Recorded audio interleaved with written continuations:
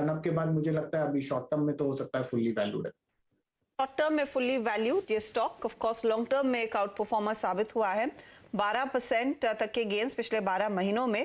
काबा साहब, चार्टिकली आज तो बड़ा गुड डे साबित हुआ है ब्रिटानिया का, लेकिन ये क्या जारी रहेगा?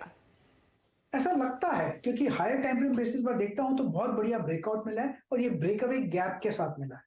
वो था 4000 जोन्स पर, अब 4000 से बाहर निकल गया और सस्टेन हुआ है पावर। यहाँ पर ट्रेड कर रहा है 4142। मेरे ख्याल से डिप्स वायबल है और मुझे लगता है सस्टेन करना चाहिए। नेक्स्ट लॉजिकल टेक्निकल टारगेट अब 4500 का सोचना चाहिए, लेकिन थोड़ा उसे वक्त लगेगा।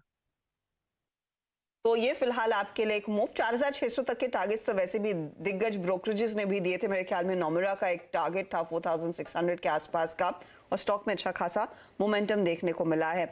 ये वो काउंटर जिसने आउट परफॉर्म किया है। अब क्योंकि नंबर्स की बात हो रही है तो एक बार आप एसबीआई भी लेकर आइएगा स्क्रीन पर, और साथ ही बैंक ऑफ बड़ौदा भी। अब सवाल यही है कि इन पीएसयू बैंकों में जिस तरह का प्रदर्शन देखने को मिला है, अनडाउटेडली नंबर्स बेहद मजबूत है दोनों के। इनफैक्ट कुछ एरियाज में तो बैंक ऑफ बड़ौदा का परफॉर्मेंस और भी बेहतर दिखाई दे रहा है एसबीआई की तुलना में। लेकिन अस्टाउंडिंग नंबर्स, लीडरशिप एसबीआई के हाथ में और बैंक ऑफ बड़ौदा कैचअप दिखा रहा है। वायदे बाजार के पर्सपेक्टिव से स्वाति बताइए, कहां पर ज्यादा एक लुक्रेटिव ट्रेड बनेगा? क्योंकि आज of course bank of Baroda में बड़ा मूव है, लेकिन एसबीआई पिछले हफ्ते भी एक्टिव था और आज उसमें और 3% की तेजी देखने को मिली है। अगर दोनों का कंपैरेटिव एनालिसिस करें हम टेक्निकल पर्सपेक्टिव, तो मुझे एसबीआई ही काफी स्ट्रांग लग रहा है। तो वंडर उसने रैली दे चुका है ये पर्टिकुलर का स्टॉक, बट मुझे लगता है और भी इसमें पोटेंशियल है। हर्षदा जी 700 750 के लेवल स्ट्रेच करने का for over a period of 6 months के हिसाब से।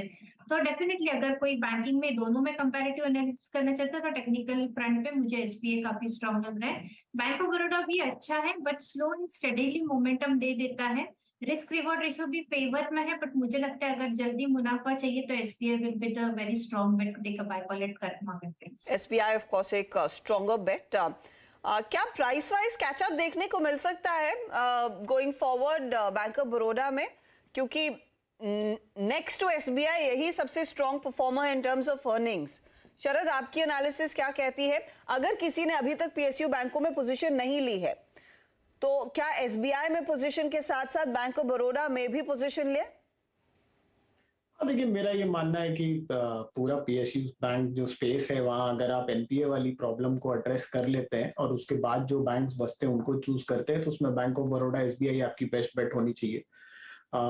एसबीआई हम अपने पीएमएस में भी होल्ड करते हैं और बैंक ऑफ बड़ौदा कई बार आपके चैनल पे भी मैंने रिकमेंड किया है। तो दोनों ही स्टॉक मुझे लगता है कंपैरेटिवली अगर आप देखें तो एसबीआई लगभग शायद 1.5 1.6 के प्राइस टू बुक पे ऑलरेडी ट्रेड कर रहा है। फॉरवर्ड के नंबर्स पे हमें लगता है एसबीआई के लक्ष्य 700 750 तक के आने चाहिए। बैंक ऑफ बड़ौदा अभी भी आप अगर देखें तो शायद 0.8 0.9 times TTM price to book पे चल रहा है, तो वहां वैल्यूएशन में अपटिक आने की गुंजाइश ज्यादा है।